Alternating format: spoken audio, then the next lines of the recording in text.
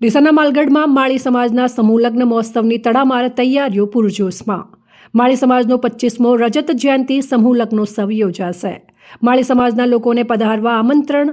51 દંપતીઓ પ્રભુતામાં પગલાં પાડી શુભ સંસારની શરૂઆત કરશે.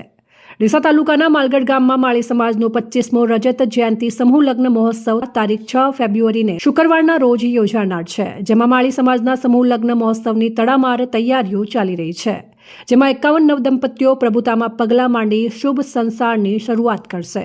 ડીસા તાલુકાના માલગઢ ગામની પરબડી કાંતિનગર મીરાબેન સોનાજી પરમાર પ્રાથમિક શાળા ખાતે માળી સમાજ સમૂહ લગ્ન મહોત્સવ સમિતિ ડીસા દ્વારા તારીખ 6 ફેબ્રુઆરીને શુક્રવારના રોજ માળી સમાજનો 25મો રજત જયંતિ સમૂહ લગ્ન મહોત્સવ યોજાશે, જેમાં માળી સમાજના સમૂહ લગ્ન મહોત્સવની તડામાર તૈયારીઓ ચાલી રહી છે, જેમાં 51 નવદંપતીઓ પ્રભુતામાં પગલાં પાડી શુભ સંસારની શરૂઆત કરશે.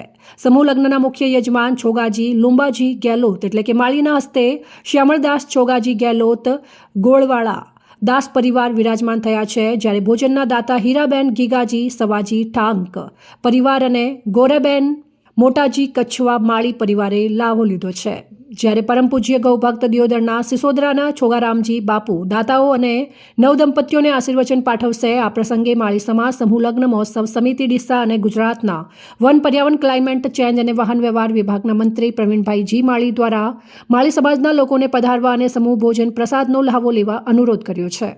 અહેવાલ અમૃત માળી, સંબંધ ભારત ન્યૂઝ, ડીસા.